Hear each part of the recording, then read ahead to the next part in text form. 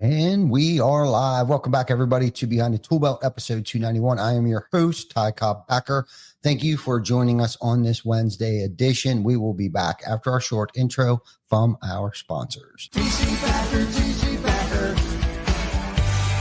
Roofing, siding, windows, gutter, solar. Roofing, siding, windows, gutter, solar. TC Backer.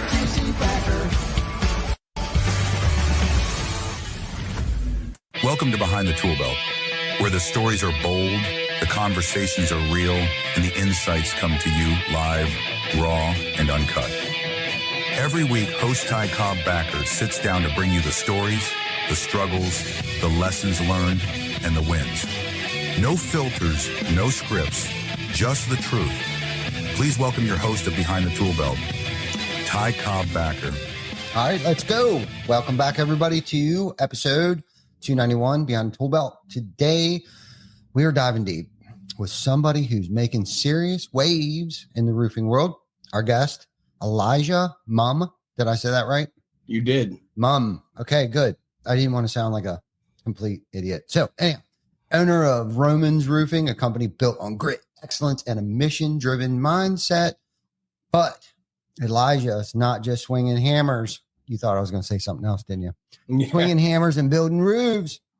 He's also behind a mic with, I'm sorry, I just totally had a brain fart there because I was thinking about swinging something. But as the host of the Roof Trollz podcast, where he dishes out raw, unfiltered insight on the state of the trades, the roofing industry, and everything in between. Today, we're going to talk about entrepreneurship, building a brand that actually means something, calling out the BS in the industry, and how Elijah is bringing leadership and authenticity back to the roofing game.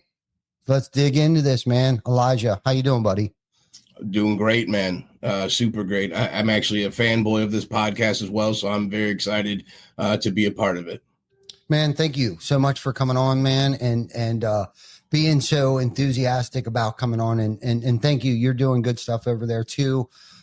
Being a fellow podcaster, we had a little brief conversation before we turned the camera on here, and just talking about how it can become a full-time job along with being a parent and a full-time job in the roofing space and all that good stuff. So I know firsthand experience that what you're going through is not easy until you are actually behind the microphone, running and operating a roofing business, a sales team, and trying to be a good parent, man. It's a lot. It really is a lot.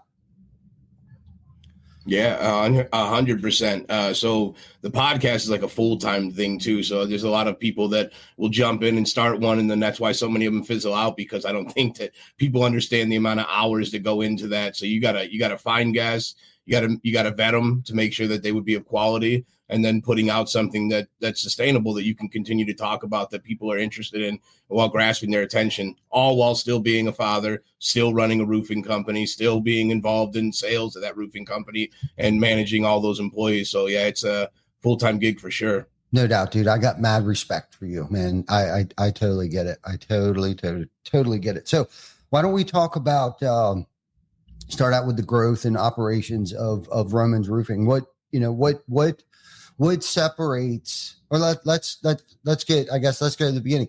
How did Romans come about? So the original idea of Romans was created actually by a local attorney by the name of Jeff Semko, right over there in Cherville, Indiana.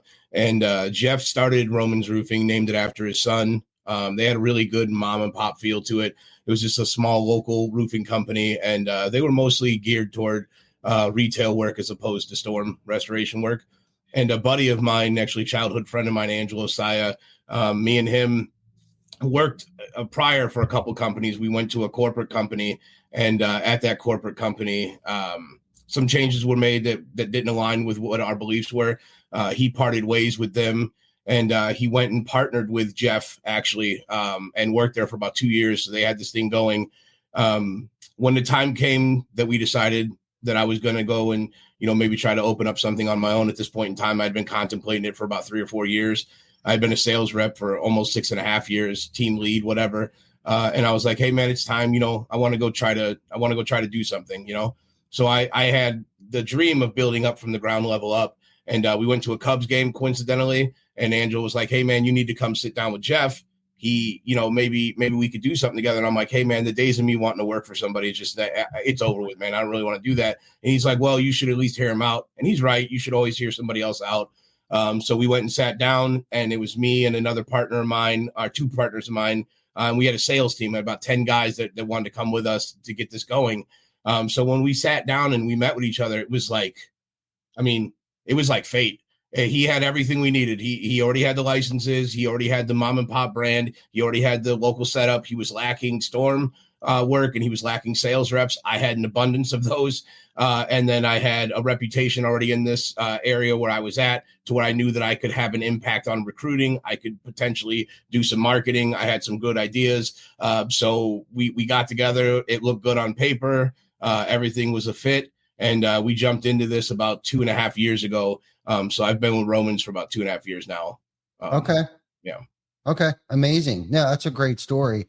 I've tried to pop open in newer markets from grassroots bootstrap from the ground up without already having, a name recognition and all that stuff. So I understand the difference from both sides of the spectrum, but with already having, the name Romans in the public's eye and the small town, or I don't know how large town it is that you're in, but that hometown feel, I guess, of locally grassroots company. What would you say separates today you guys from a crowded market than any other roofing contractor in the area? So on a lot of our posts that we put up, we'll actually say it too, that you can get a roof anywhere. Anybody can get a roof. There are plenty of really good quality companies around me that could put the same roof, same style, same craftsmanship almost that we can. What's going to separate us from the rest of them is the experience that you're going to get at Romans Roofing. That's how we gauge, who we are, is through our experiences that we deliver for our customers. That's why we have a good reputation. We take that very seriously. Our customers mean as much to us as our employees do. And as long as we keep the mindset that these two are the most important, Romans will continue to thrive. So our focus is always the customer, over communication, trying to go above and beyond any way we can. We do a lot of giveaways of roofs. We do a lot of things inside the community to let them know that we're part of it. And then one of the bigger power plays that we did recently was last year. We purchased our building across the street from the mayor's office in the town that we work in. So now it's no longer just, we're not renting an office here and calling ourselves local. Like, I live in Northwest Indiana. Most of my reps live in Northwest Indiana, and now our building we pay taxes on in the town we operate in. So we give back to Northwest Indiana. I love that. Good story, man. That is so good. That's so good. So values and principles. What exactly, values and principles have shaped how you lead Romans today? So number one is, I think, culture over profits. That was something that we had to sit down with. And it took all of us. There's 6 owners in this, so it can get a little chaotic at times. But all 6 of us have the same end goal. And what was really cool when we sat down is we all realized that, look, man, this needs to be a destination spot for sales reps. This doesn't need to be a turn and burn company. I don't want to go with the industry standard of the 2.5-year turnover rate per reps. I'm tired of that. I want to give them 401k. I want someone to retire with us. I want someone to build a future here and go buy their first home. Go buy the dream car that they want. I want lives to change. And the only way that's going to do it is if we actually prioritize what's more important right now. Is it profits, or is it the growth of the company? And then with the growth of the company comes with, helping people with their financials too, helping to dive deep personally so that we can figure out what's bothering the sales reps on a psychological level so that they could perform better at their jobs and learn their task. If you take on sales reps and you claim to care about them, then you need to show that, not just in how you pay them, but in how you treat them, how the environment is around them, and are you putting them in a position that they're able to succeed in? That's what's important. Yeah, I love that. We call it, having your dream big enough for everybody else's dream to fit in. So I totally understand. And I'm from that school of culture, having a good culture, a competitive spirit, culture, but also holding people accountable, but also being there for them when shit gets rough, and not so apt to, fire somebody over a mistake giving them enough room to make mistakes so they can learn from it, because unfortunately that's the only way that I've learned is through a lot of mistakes, trial and error, and ebbs and flows and things like that. So we're very patient. And I'm not so, keen on the, I've heard people talk about, hire slow, let go quickly. Like, I understand that to a certain extent. Like, definitely should hire people slower and but also give room, because there's learning curves, right? Like, where some people have, a learning disability where they may not came from the roofing space necessarily, but they have the good qualities that actually fit, like 3/4 of the qualities that do fit the culture, but we just got to get them up to speed on like our CRM, how to pull a roofing aerial measurement tool, or the technique of like when they're at the door, just things that are teachable, that are skills that they can learn, but it might take them a little longer than some people. And I really feel like that's what separates a good quality company that's in it for the long haul, is building that family-like culture that we're all in this together. So I guess my next question for you would be is like, how do you find and train quality people to represent your brand in the field? So finding people has been a lot easier as of lately. We do a lot of Indeed. But at one point in time, we had a fully staffed squad here. And like you said, due to a magnitude of reasons, you lose some people along the way. That's just the way business is. Even if you give them multiple opportunities, some people will grow so big financially, or are in a position, they'll have a hot few months, and you know how that goes. Now they're ready to be an owner and they know everything about the industry. So you're going to lose people on the way. What we do is we do a lot of recruiting. We do a lot of videos. Our videos tend to draw attention locally, because a lot of companies aren't doing what we're doing online. So we'll get people that'll reach out to us. Word of mouth is everything. It's developing your reputation in the community. So people will apply here randomly throughout the year. We'll get a lot of those. And then I got a large sales team. So those guys will, word of mouth gets out. People start seeing the success that they're having. And then you got other people that want to go with us too at that point. But once you get them in here, that's really what matters, because anybody can learn how to sell, but we want them to do it the Romans way. And we hold ourselves to a higher standard as far as education goes and training. So you're going to have to learn how to do things. And then that's really where when you get them in here, it's so crucial that first 2 weeks that they're in here, because you need them to see everything, and you don't have much time to do it, because you got to see how they're going to react to all of it. So what we're doing now is sending them out in the field with different people, so they can see different aspects. Maybe it's an ITEL pool one day, maybe it's an adjustment, maybe a signing, maybe it's just door knocking, whatever the case may be. But they need to see all the stuff that they're going to be doing, and then working with them in the classroom equal amount of time too, so they understand that, to me, real sales reps, your performance it matters on the back end, not the front end. It's very easy to convince somebody that you can get the roof covered through the insurance company. It's a lot harder to maintain them with 60 or 70 more clients and make sure that your communication is being done thoroughly. Are you texting them appropriately? Are you make sure they're updated throughout the process? Are your notes clean? Your paperwork signed the correct way? Anything you do the back end inevitably is going to stretch out this claim a lot longer for the homeowners. Or even if you're doing retail, if you're not communicating thoroughly, you're going to lose that job. So we really try to drive home how important the back end is as opposed to the front end. I'm going to teach you how to sell, but that's not what makes a sales rep. What makes a sales rep is how happy that customer is when you're done with them. Yeah, for sure. And that has a lot to do with how happy the sales rep is too, because that energy is radiant. It'll radiate, and homeowners can pick up on stuff, whether it's incompetency, whether it's negligence, whether they're being conned. People do business with people they know, like, and they trust. And a lot of times most of the time it actually starts with the quality of the human being that you're bringing into your organization, right? And it really comes down to, and that's what I mean by like culture, right? They may not have came from the roofing space when we brought them in here, but they are a good, genuine human being that is very teachable and very coachable, and will do anything for you. In turn, will do anything for the homeowner too, because at the end of the day, that's what we're doing. We're serving homeowners, right? And the bonus is we're actually getting paid to serve people, right? So that's like the tip. Like if I was a waiter and if I did a good job, I'll get a big tip at the end of the shift. You know what I mean? And that's kind of like our paycheck at the end of the week is like, we're getting paid to serve other people. And if you can get everybody like-mindedly in an organization rowing in the same direction with that same type of mentality, at least from my experience, you're gonna freaking crush it. And have, not saying that every day's, tiptoeing through the freaking tulips, because don't get me wrong, it is trudging the road to a happy fucking destiny.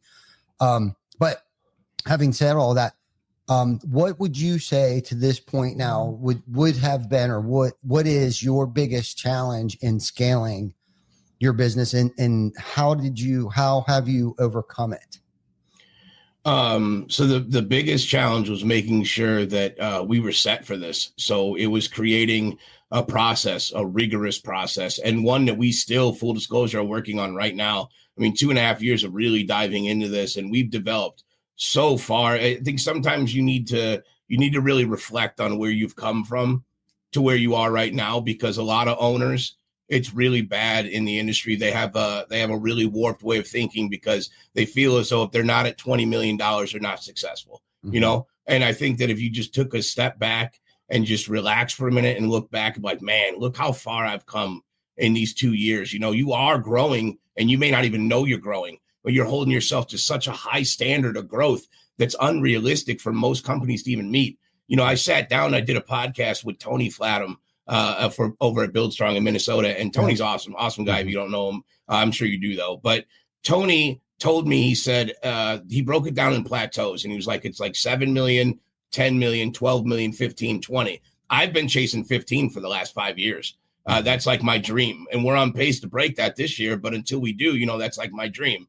And I was explaining to him how hard it is to get from 12 to 15. And he had a year that he had $64.5 million in 1 year. And he was explaining to me that his goal that year was like 20 or 25. And that just goes to show you really don't know where this is going to go. So it's important to hold on to your principles, and then be thankful, and also look back and give yourself kudos sometimes along the journey. But as far as the growth goes, you got to be ready to do it. Mm-hmm. So make sure that your processes are perfected, because if you're not perfect at 8 million, why in the hell would you even try to go for 16 million?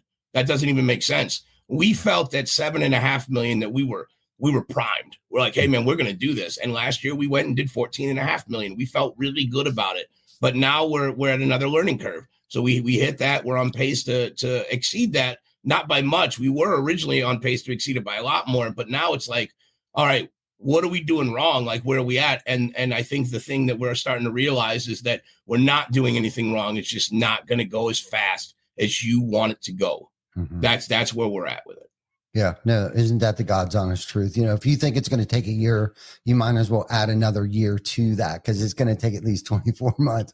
And you said a lot of good things there too. And my advice for somebody that is in growth mode, not to grow too fast, too quick. And I've gone through many different seasons where, we kind of went stagnant, but fortunately what I've seen over the years is like you have like a year or two of growth, but I also suggest that like having a year of where you I call it the correction year. Okay. Because in growth mode, all finances are going back into the business, whether it's marketing, sales reps, training sales rep, all these things that cost money.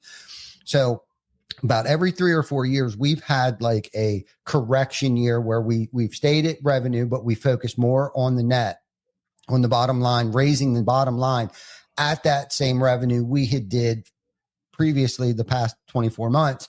Then we build the foundation to, grow another 10, 15, 20, 25%. And we've actually have grown 50% in a 4-year period of time, which, there's a lot of things that break along the way. So you need to give yourself at least a 12 to 24 month of what I call correction or correction years, fix what got broken, find the gaps, find the deficiencies, and then from there, then scale back up. And if you can keep it strategic like that and just know that there's going to be, whether it's organic or if it's intentional, there has to be a correction year in between those big bumps in revenue and growth and recruiting and training and SOPs. Because the thing that I've found out about SOPs is once you start down that rabbit hole of systems, operational procedures and things, then that creates even more. You have to literally have an SOP on how to design an SOP. I mean, it gets so granular and you can go so far down in that rabbit hole that it's never.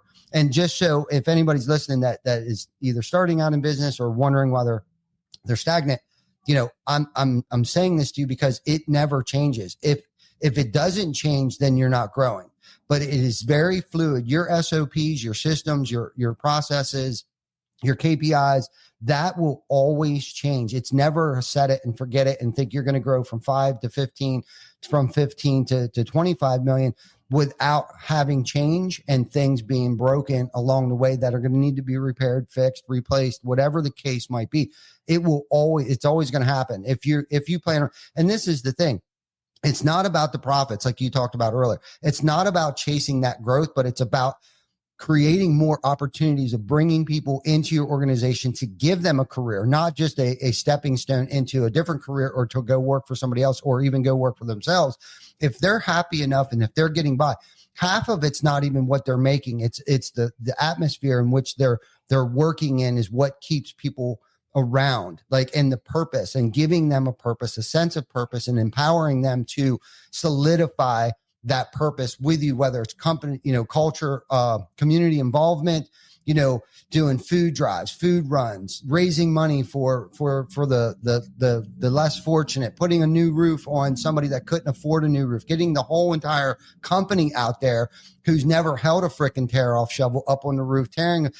That's what camaraderie, true fellowship and camaraderie and culture is built on a mission of impact, not just those of us within the organization, but in our local communities. And people are attracted to that shit. It's giving me effing goosebumps now. It's real. It's real. So that's what we try to do is you hit it right on the head. We want our culture, our people, and our community to be part of a broader picture so they can see that we're in this together. When people feel like they're connected to your journey, they invest in it. They want to be part of it. They want to give you money. They want you to do their builds because they feel like they know you're chasing toward a greater, bigger goal. And now they get to be a part of that goal. So they get a sense of accomplishment on their end too for attributing to that. And then as long as you continue to give back to that community, you're never, ever going to be hurting. It's just never going to happen because they're going to support you. And that's what you want them to do. And that's what you need to do. You need to support those around you as well.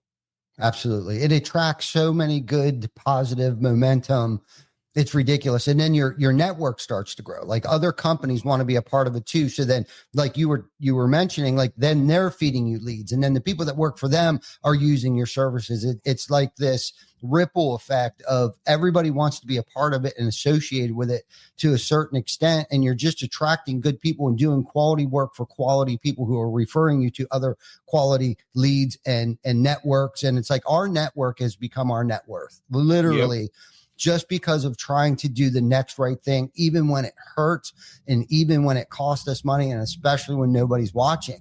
And eventually somebody does watch, somebody is watching, whether you know it or not, even when you think somebody isn't, and you continuously do the next right thing, suit up, show up, and just put forth your best effort, especially when you don't want to, or you can't, and you don't have to give, run it until that freaking gas tank is empty and somebody is going to pick you up along the way. And I'm living proof of that. I mean, over the years, man, I thought, how are we going to get out of this? And there was that phone call, or here was this person that showed up. It just seems like by continuously doing the next right thing for your fellow man, your community, your organization, good and great things, I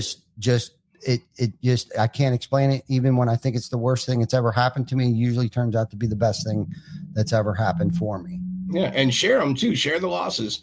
That's where you get the followers, and that's where you get the community behind you. The network is going to be there. You're a strong, good company, quality work. Your network is going to be there as long as you don't, shit on other contractors and stuff. They're going to support you. The thing is, though, is you need followers too. You need the community to stand by you, and how they stand by you is by you owning your mistakes. You need to make them public and let them know we are all human beings in this, but I'm doing the best that I can to ensure that you have the best experience possible. And if you can deliver on that every single time, you're good.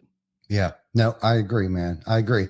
And of course it takes a village, it takes your team, eating, breathing, and living the same passion that you have. And like I said, it's contagious. It really is contagious, where down to the point, it's I'll see you know, a lot of our coworkers, you know, posting family photos and it wherever they are on vacations, and everybody, it seems like, either has one of our hats on, one of their, like they're at the grocery store on the weekend shopping, wearing one of our hats, like they're bought in. It's almost cult like. I hate to use that word, but it's like, it's almost like we've created such a culture around here that this is our lifestyle. It's become a lifestyle. The TC Backer brand is a lifestyle that this is what we do. This is who we are. It's not even work anymore, because we're all not necessarily enjoying it every 12 hours of the day, but you know, we have a purpose, and we're purpose driven, and it's to impact the local communities that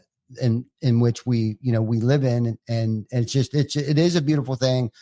And, and I'm glad we're talking about this, because sometimes, I'll be honest with you, I forget the why behind what it is that we're doing. And I haven't had this good of a conversation with somebody about our why, our mission, our core values, and why we suit up and show up every single day. So thank you for bringing this up about, culture and the people and all that good stuff. So you have to have a why too. So you have to have it.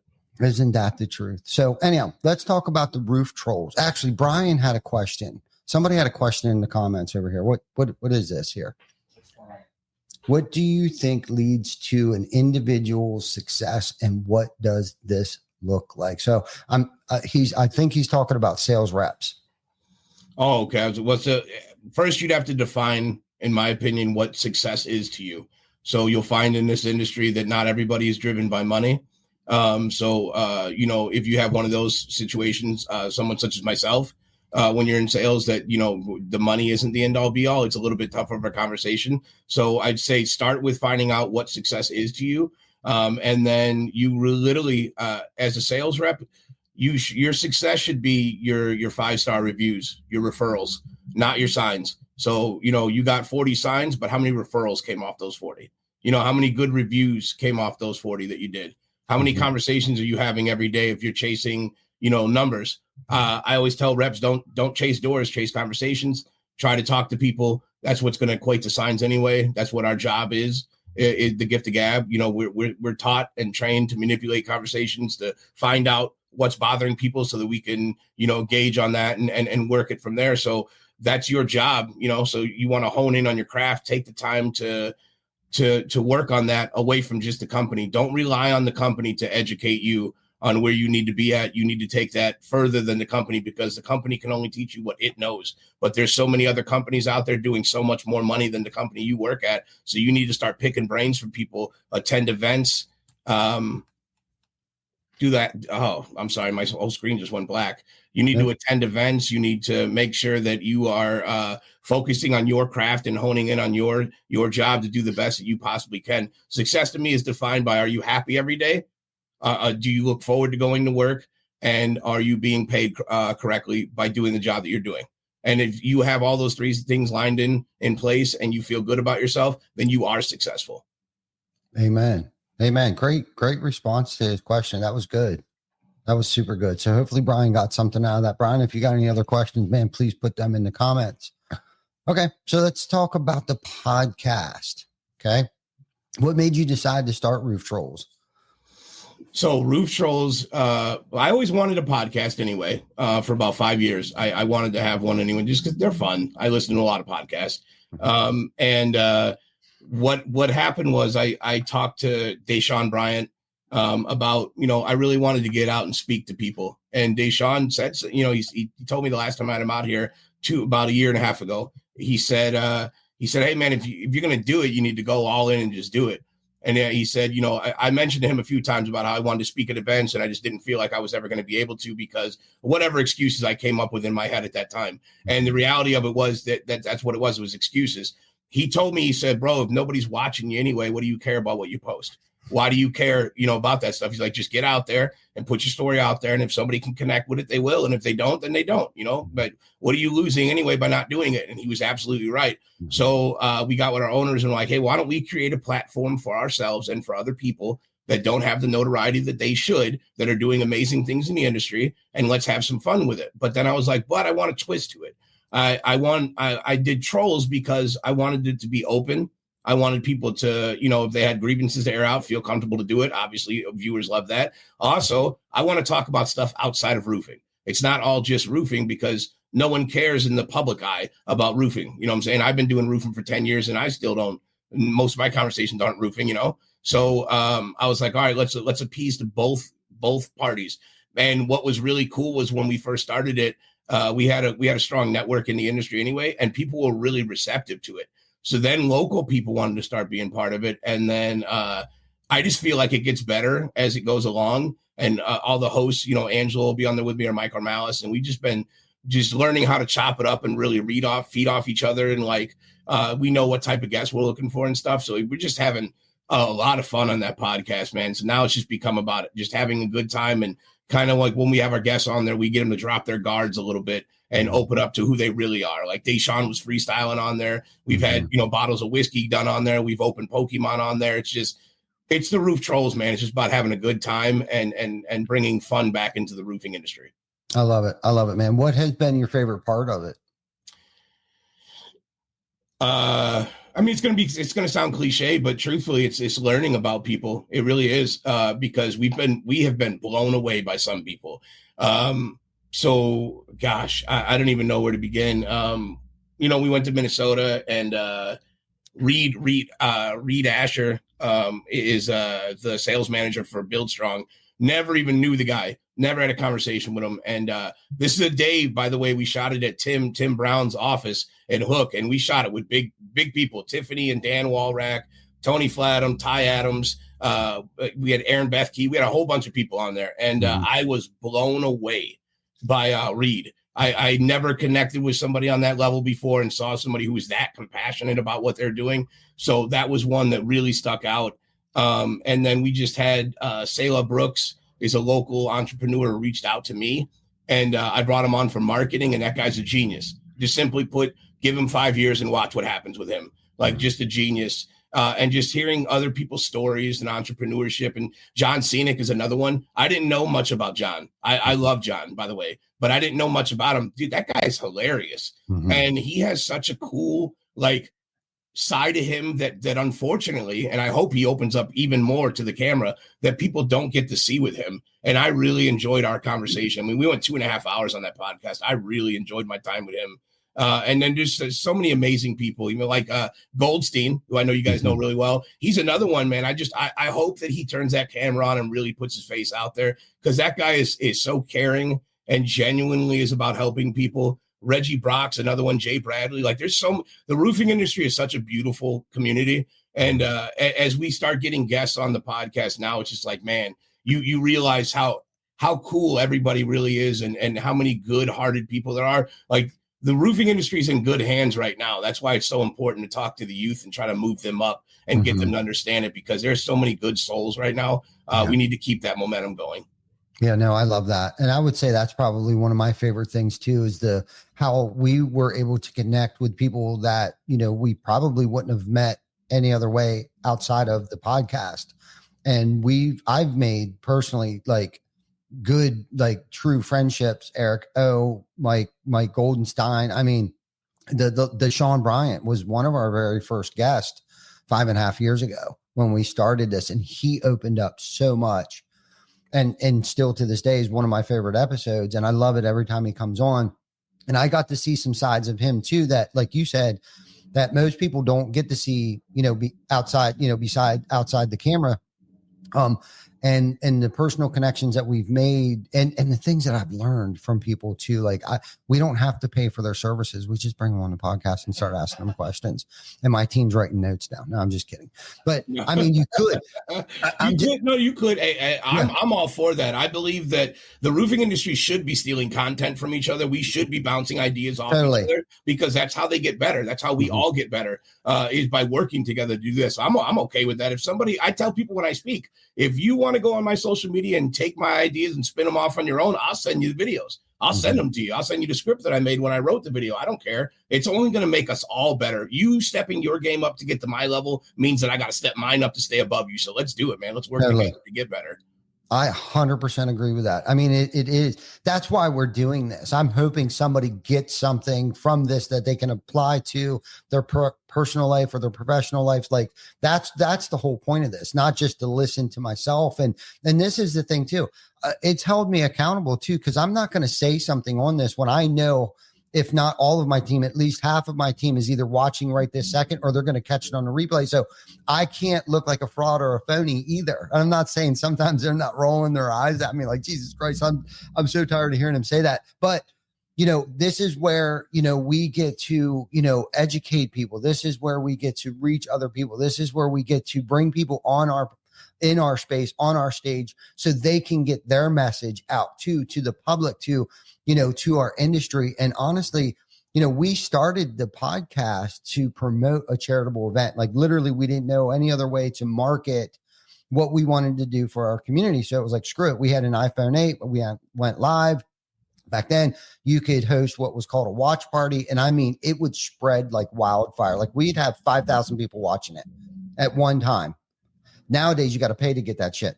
Yeah. But I mean, it was crazy. And it was like, you know what? Like after that home show, we did it at a home show, a local home show here. After the home show, we're like, what are we going to do? Like this has been like it was Tuesday nights back then. Like I've carved out my Tuesday nights for 4 months. So it's kind of like, what are we going to do? It's like, screw it. Let's keep doing it. And we were trying to promote TC Backer. We were going through like window month, siding month, all these things, and we were running out of content. And that's when I think Deshaun reached out to us and was like, hey man, can I come on your podcast? We love what you're doing. And we were like, holy shit, somebody wants to come on our podcast. And I try not to act super excited, but I mean, I was thrilled to death, and it was so much easier having a guest on, and listening to their experiences, their strength, their hope, and how they got through something. And, and it just made for really good content for people to grab valuable information from, and then can apply it to their businesses or their personal life. And we keep it real too. This is things like we talk about our failures. Like I have failed so many freaking times, dude, that I've lost my mind over it. But fortunately, there's been enough successes in there and wins to outweigh the failures. And I'm not afraid, because I hate getting wrapped up in the hype of the glam shots, like, the $1 million deal that I closed. Well, you didn't talk about, how much you lost on that job, right? Because you missed big, or the insurance company didn't give you any supplements, or whatever the case might be. Because if that's not happening to you, you're lying. You've lost money. Thank you. Stop. I want the roofing industry, at least take this from the stop telling people that it's easy when they go through you. Stop doing it.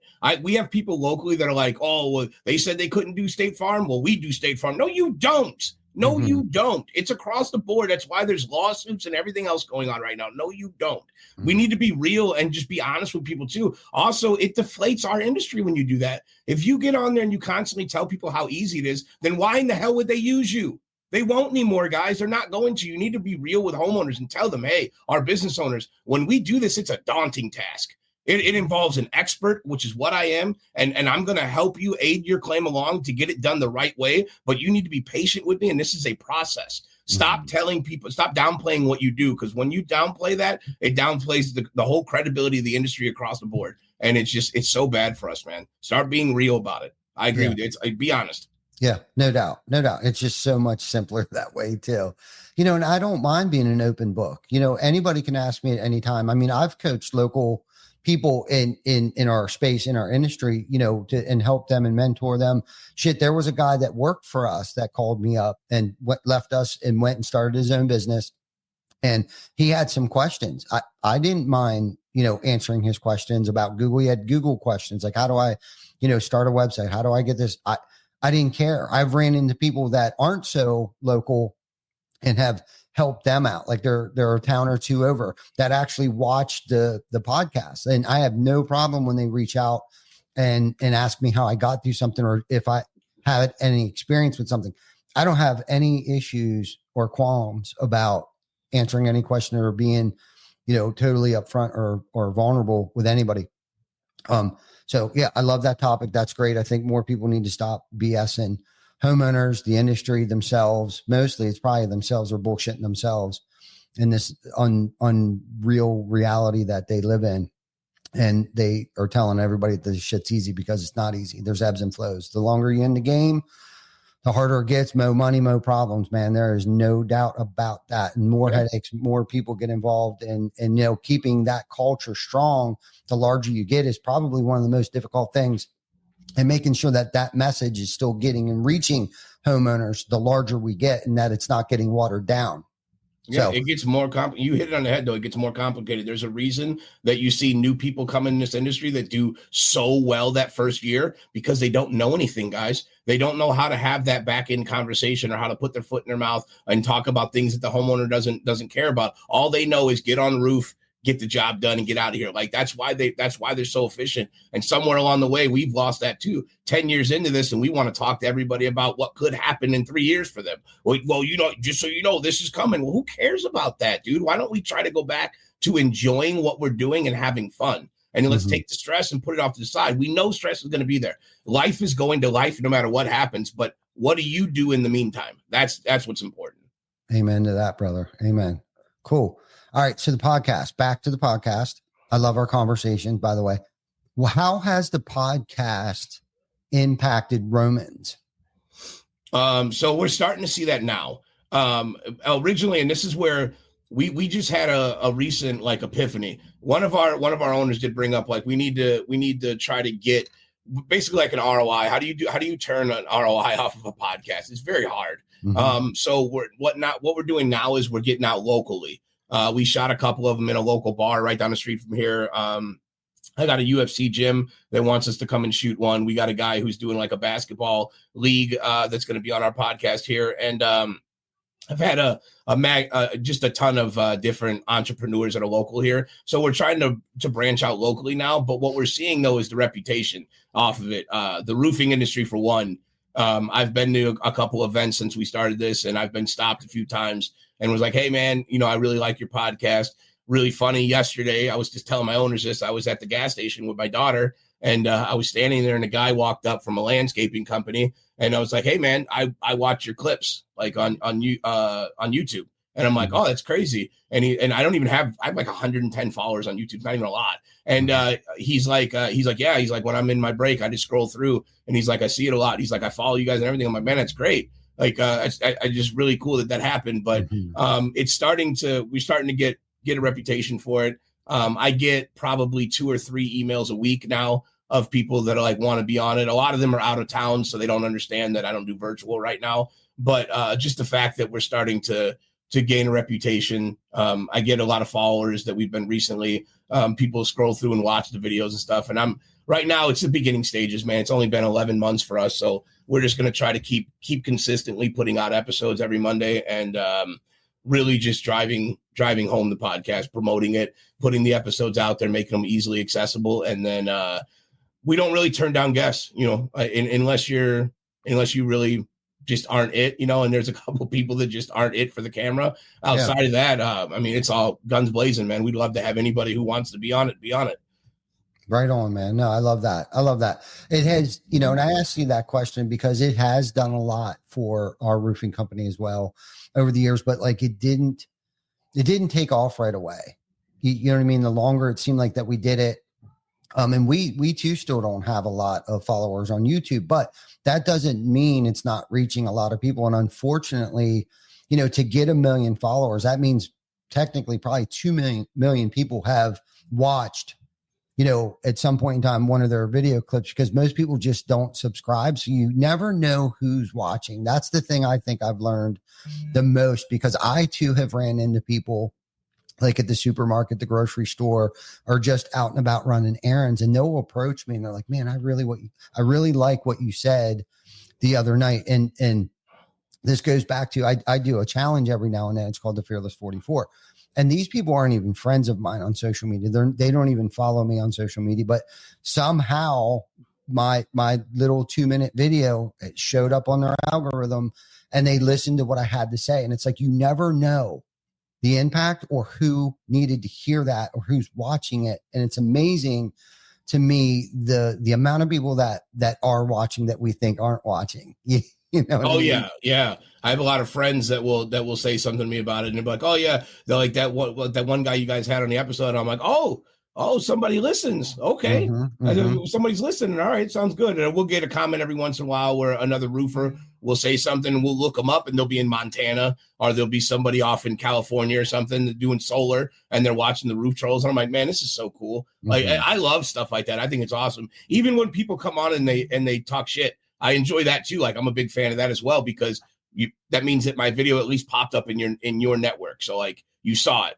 So that's great. Yeah. I love that. For sure. And you will have them, unfortunately. The longer you do this, the more people will talk shit. I mean, and little do people know. I always say, be careful on who you talk shit on or piss off, because they may just end up building an empire off of that fuel by you talking shit on them, you know, and that's true story, man. That's real shit right there. So be careful on who you piss off. Cool. So what would you say is one of the biggest mistakes that roofing companies still get wrong today? Competing against each other. I would say that's probably number one. Besides training sucks. The training has sucked in the roofing industry since I've been in it. I can only imagine, due to the training that I received when I got into it, that it sucked before I got into it. And if I can leave my mark at all in the roofing industry, I hope to gain a reputation that my training didn't suck when I got out of it. I don't know. I mean, it still sucks now, even my training. So like, I hope that we can increase that, because that's really bad. But outside of that, it's competing against each other, man. We really need to honestly hone in on working together. We all have the same common enemies. We all get upset when out of town roofers come into our areas and they do bad, shitty work, and they leave the homeowners unhappy or take advantage of them. We all battle with the insurance companies. So why are we stepping on each other's throats? That's the part I don't understand. Why can't we ever just get 4 or 5 of us locally that have good reputations, sit down once a month with each other, maybe even brand a couple videos together and say, hey, we stand united on the front here in Northwest Indiana. We're not going to let out-of-town competitors come in here, or not even competitors, out-of-town bad companies come in here and take advantage of our homeowners. If you guys are looking for quality work, use the 4 or 5 of us. We stand by it. You know, we're residents here. We make a commitment to the community. Then you brand those videos together. And then the catch to it is when you knock on a door and they're being used by somebody, you can't bash them. You got to say, hey, that's a great company to use. I'm glad you're being taken care of. Is there anybody else in your network that could benefit from my services? That's the approach that we take. And in doing that, you all will watch your revenue go massively higher than what it has been, because you're putting a stranglehold on your market, which means that you're literally eliminating all your competitors. And even though the company that you were competing does $20 million, if they go to 25 million, but you go from 10 to 15, then did you lose in that situation?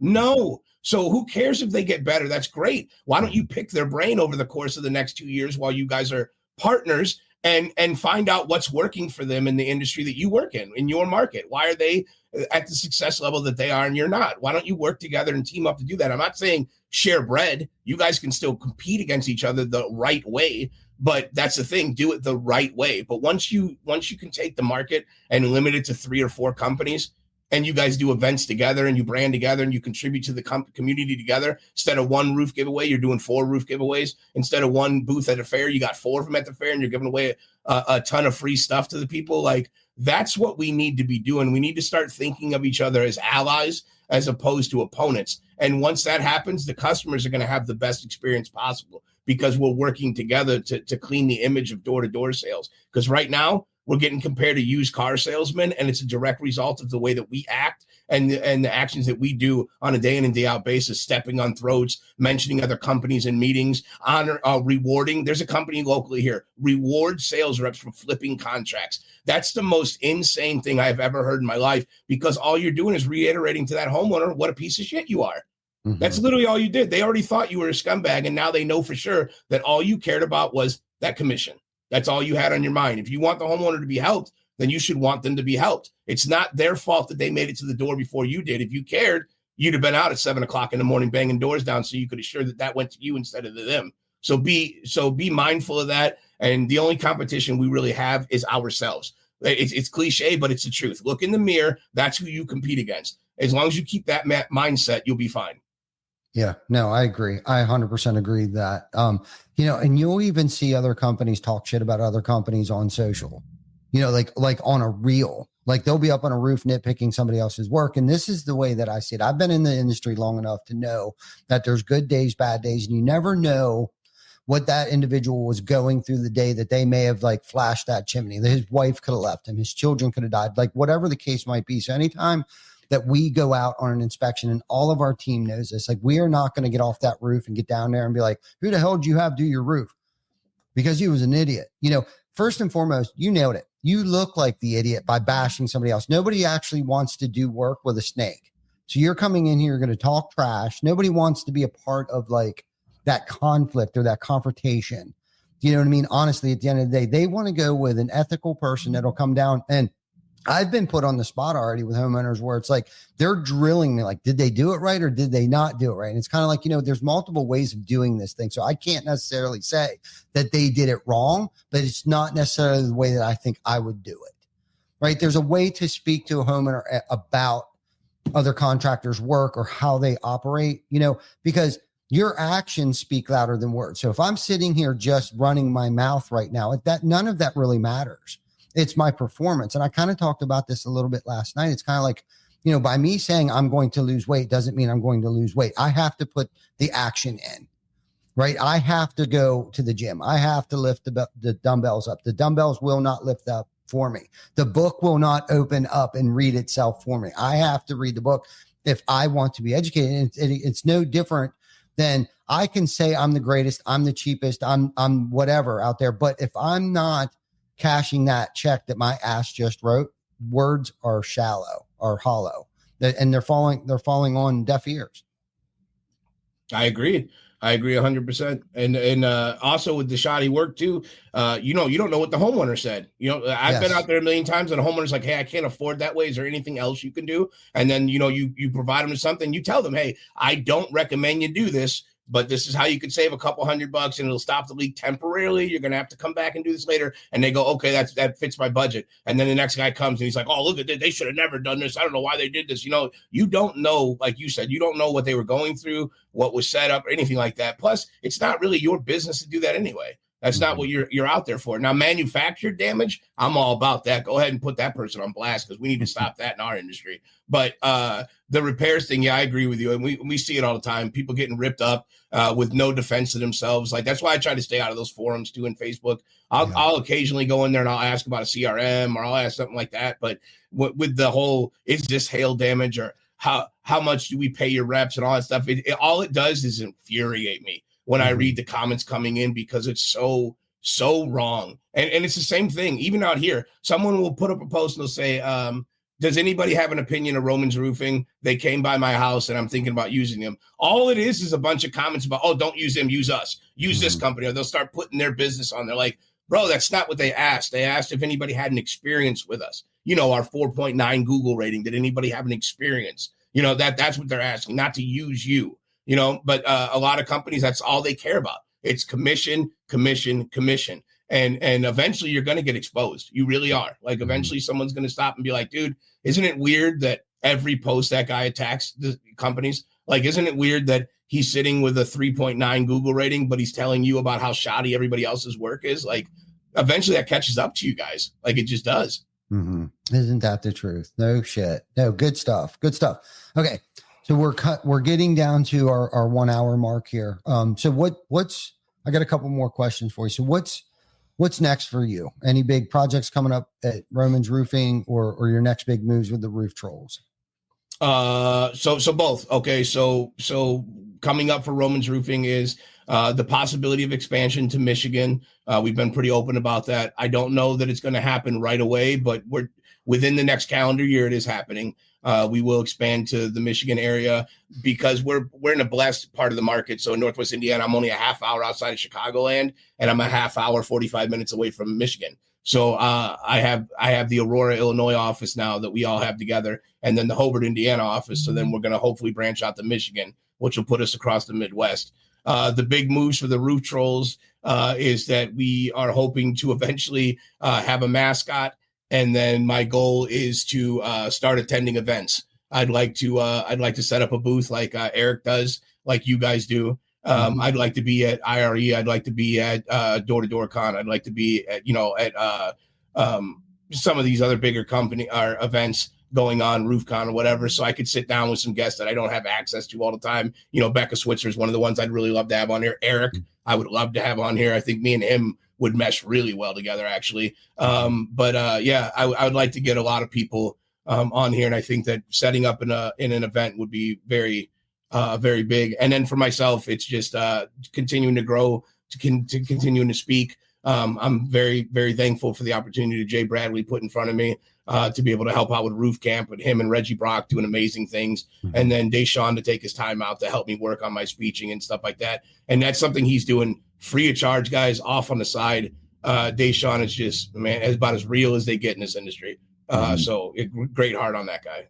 Yeah, no, I agree, man. That yeah, good stuff, man. A mascot. Okay. I'm excited to see what that's going to be. Yeah. Jeff's idea actually, but I like it. Cool. No, that's good. That's good stuff, man. And, you know, good luck on, I wish you well on the expansion and stuff. I know that stuff's not easy, and I guess my only advice would be is don't lose that vision. Don't lose your why in the mix of it.